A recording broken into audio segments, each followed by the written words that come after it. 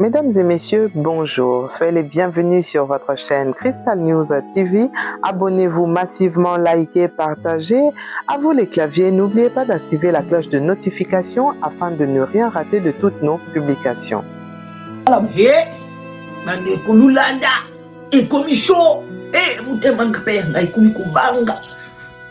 Mes chers abonnés, je voulais vous interpeller sur les pratiques que j'ai pu remarquer dans la communauté africaine.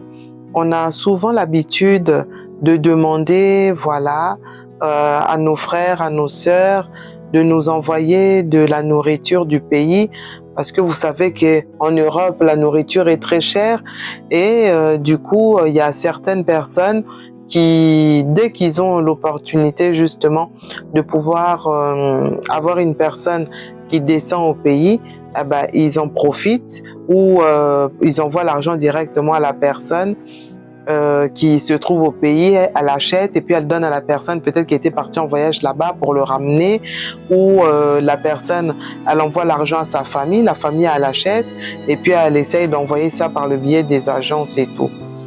Donc le problème c'est que là maintenant on arrive dans les périodes des vacances et c'est des pratiques qui sont très très répandues. Là n'est pas la question parce que c'est normal, on a envie de manger la nourriture du pays. En Europe c'est très cher, on se dit voilà, on a l'opportunité d'avoir une sœur, un frère qui peut donc nous ramener ça, pourquoi pas on saisit l'opportunité. Sauf que maintenant le danger c'est quoi? Alors maintenant qu'est-ce qui arrive? C'est que les personnes que on a laissées au pays, ça fait peut-être des années, 10 ans, 15 ans, 20 ans, on se parle seulement au téléphone, on les connaissait quand on était ensemble. La vie a fait que chacun a pris son chemin, il y en a qui ont voyagé, il y en a qui sont restés, mais maintenant, comme dit la Bible, le cœur de l'homme, on ne le connaît pas, le cœur de l'homme. Il y a des gens qui sont animés d'un véritable amour, et puis il y a des gens qui sont vraiment habités par la méchanceté, la jalousie. Donc, qu'est-ce qu'on remarque? C'est que ces personnes, maintenant, tellement il y a la souffrance au pays, tellement il y a la jalousie, tellement les gens, ils sont animés d'un esprit de méchanceté. Qu'est-ce qu'ils font? Toi, tu envoies l'argent, ton propre argent, on t'achète la nourriture. Au lieu de t'envoyer la nourriture propre, ça peut être aussi même des vêtements, tu as envie de changer, de t'habiller des vêtements du pays, tout ça, voilà. Tu as envoyé peut-être un modèle et tout, là-bas ça coûte moins cher, les couturiers, des choses comme ça. Tu envoies qu'on te fabrique. Sauf que au lieu qu'ils t'envoient quelque chose de sain, ils te mettent du poison dedans. Que ça soit dans la nourriture, que ça soit dans les vêtements. Donc toi, quand tu reçois ça, tu te dis, voilà, c'est un membre de ma famille, c'est une amie de longue date, c'est un frère pour moi, c'est quelqu'un que je connais bien, ah, c'est ma meilleure amie. Hein. Tu t'arrêtes sur des références de bienveillance datant du passé. Sauf que le temps est passé par là, des jours se sont écoulés, des années se sont écoulées et que malheureusement, la personne, son cœur a changé, son cœur s'est transformé et la personne est devenue peut-être envieuse. Et elle se dit, voilà, elle aurait peut-être voulu que toi, tu la supportes peut-être sur un certain domaine, que tu l'aides peut-être comme elle l'aurait voulu et elle constate que peut-être l'aide que tu lui apportes n'est pas comme ça, ou seulement l'esprit de jalousie. Alors, quand toi, tu reçois ce qu'on t'a envoyé, tu le prends au lieu peut-être de prier, tu pries pas, tu prépares ça, tu manges, ou au lieu de prier, tu pries pas, tu prends ça, tu mets sur toi. Il y a des gens, dès lors qu'ils ont mangé de la nourriture qui était venue du pays, soit ils sont tombés malades, soit ils ont perdu leur emploi, soit ils ont perdu leur mari, soit il leur est arrivé quelque chose. C'est-à-dire que maintenant, il faut être vraiment très vigilant. Moi, je connais même une personne n'avait même pas demandé, je crois, voilà, la personne n'avait même pas demandé. C'est-à-dire qu'il y a quelqu'un qui était parti au pays en vacances. Vous savez comment c'est, hein? Tu vois la famille, les amis, les connaissances et tout. La personne qui était partie au pays là-bas a rencontré la famille d'une dame qui était en Europe. Cette personne-là a confectionné une tenue africaine qu'elle a remis à la personne qui était en visite au pays pour qu'elle le ramène en Europe pour donner à sa sœur. La personne prend le vêtement, le ramène, contacte la personne en question. Elle lui dit, voilà, j'ai votre vêtement ici qui m'a été donné par un membre de votre famille, elle cite le nom, et c'était pour vous remettre votre habit. La personne a dit, ah là, je travaille, tout ça, je sais pas, je vais essayer de m'organiser, je veux voir. Parce qu'ils n'étaient pas dans le même pays. Donc la personne, elle était dans un autre pays, par exemple en Allemagne, et l'autre, elle était en France, par exemple. Donc il fallait que la personne qui habitait en Allemagne vienne en France pour récupérer son vêtement. Et la personne qui était en France ne pouvait pas aller aussi en Allemagne parce que par rapport à ses disponibilités et tout ça, là, c'était pas possible. Donc ça a traîné comme ça a traîné comme ça, je vais venir, je vais venir. La personne de la France, à chaque fois, l'appelait. Alors, tu viens quand chercher ton vêtement? Tu viens quand? Je vais venir, je vais venir, je vais venir.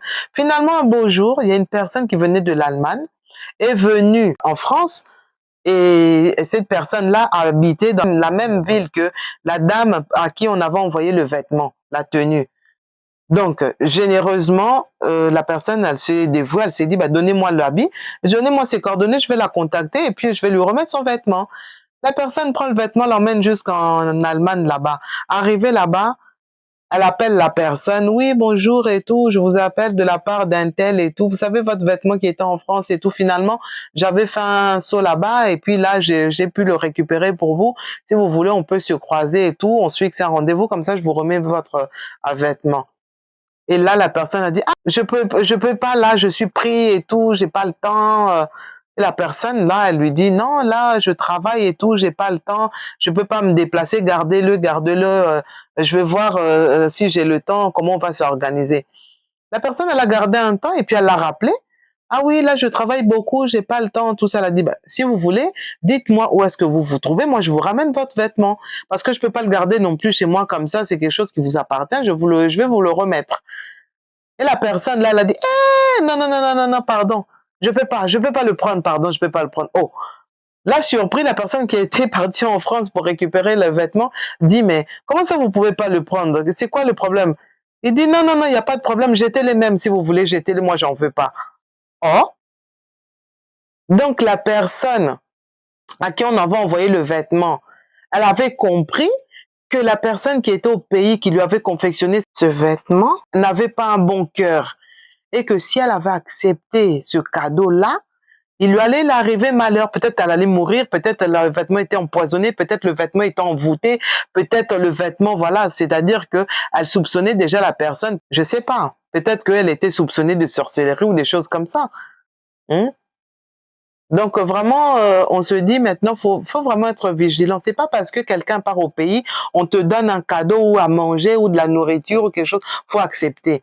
Parce que maintenant, les gens, tellement il y a la misère, tellement il y a la souffrance, le cœur de l'homme s'est transformé, a changé.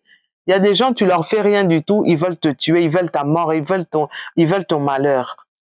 Même que ça soit même dans l'intimité, au niveau de la famille, au niveau même, ça peut être même un parent proche, ça peut être même ta mère, ton père, ton frère, même, je sais pas. Donc, faut vraiment être vigilant. C'est-à-dire que quand on te donne quelque chose, si tu sens au fond de toi que je sens une voix qui me dit non, non, fais attention. Ah non, ne prends pas. Tu sens que il y a quelque chose qui va pas avec ce qu'on te donne ou ce que on t'a préparé, ce qu'on t'offre. Mais faut pas avoir le cœur dur, hein, parce que il y a tellement de choses maintenant. Il y a des gens même qui se font empoisonner même au sein de leur famille. Tu viens de l'Europe, tout ça là, tu vas visiter ta famille, ils préparent un repas, or dans ton assiette, ils ont mis du poison. Il y a des gens qui ont fait des voyages comme ça, ils sont partis visiter la famille et c'est leur dernier voyage, hein. Donc là, comme on est dans les périodes de vacances, les gens qui veulent voyager, les gens qui veulent faire venir des choses, faut faire très attention. Là, je vais vous donner le témoignage de notre maman, la danoise, qui avait une expérience similaire, mais elle, c'était avec la nourriture. La nourriture qu'elle avait envoyé l'argent à sa famille pour qu'on puisse lui acheter à manger, comme ça se fait régulièrement, parce que la nourriture africaine en Europe, c'est très cher. Donc les gens, quand ils ont la possibilité, ils envoient l'argent au pays. Et puis là-bas, il y a la famille ou des amis ou quelqu'un qui fait les courses et puis qui s'organise pour faire renvoyer la nourriture en Europe pour la personne qui avait envoyé l'argent. Donc ça facilite et puis bon, ça fait plaisir quand même, hein, parce que au lieu d'acheter ça peut-être un prix ou le double, le triple, là-bas c'est à moindre coût, donc ça fait vraiment plaisir. Mais malheureusement, les choses ne se passent pas toujours comme on l'aurait souhaité. Donc, je vous laisse écouter le témoignage de notre maman la danoise et je reviens vers vous. Merci.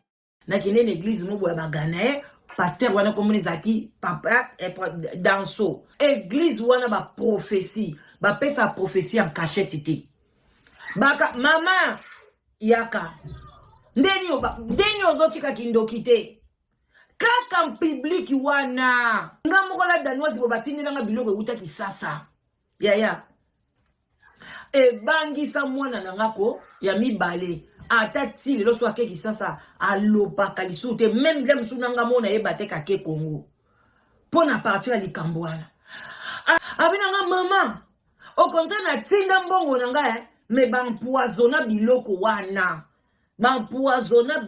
wana euta na Kishasa bampoisonango soki na ndenga physique so na ndenga kindoki nga pe na yebite ezo ba 10 ans passé bandeko nanga ba benganga yaka liboso après lobi na ngai mama o batindeli o biloko euti na Congo batindeli o soki bakasava livre batindeli o boy mais na kati ya kasava livre ozana chance olambi yango na mte bachaki poison o eningaki esala bino nyonso bolinga bolia pondu wana mabe maladie moko impossible bandeko na lenga kakabo na bandi ko lenga na kwei batelemisi nga na bi bandeko yanga mbongo nanga na tindaki $100 basutela nga bapondu basombela nga mbisa kokauka yaya na tali mbisa kokauka na zongi na ndaku na tali pondu balobai kaka pondu me na tali mbisa kokauka na tali pondu na bi yaya bisa kokauka ndina bande kokanela ngona lamba ngoka yango na yango yaya bongo na bwaki mwangu bamuke na kati sebe na fufu bande kobotika na tali bitoyo ya wifi na tinde basomba pe bitoyo pona ye na zwa nyonso kaka donc na ndeka bambalaki yango ndeka na bwa kaka ngo na congélateur donc na za na congélateur moko munene na zwa ngo kaka na lobi au nom du Père, du Fils et du Saint-Esprit, na toi na poubelle. Hey! Bande ko pona prophétie wana. Tiko bino bat bosakana na prophétie. Belem sou le lobo yebingate. Mesdames et messieurs, fidèles téléspectateurs, mes chers abonnés, vous venez d'écouter le témoignage de notre sœur, de notre maman, la danoise, qui a relaté ce qui lui était arrivé, à savoir qu'elle avait envoyé de l'argent à sa famille au pays pour qu'on puisse lui acheter de la nourriture. Et il se trouvait que dans cette nourriture-là, il y avait du poison. Donc, on lui a envoyé de la nourriture empoisonnée. Et c'est par le biais d'une église, elle avait reçu une prophétie et c'est par là qu'elle a été sauvée parce que tout lui a été révélé à l'église.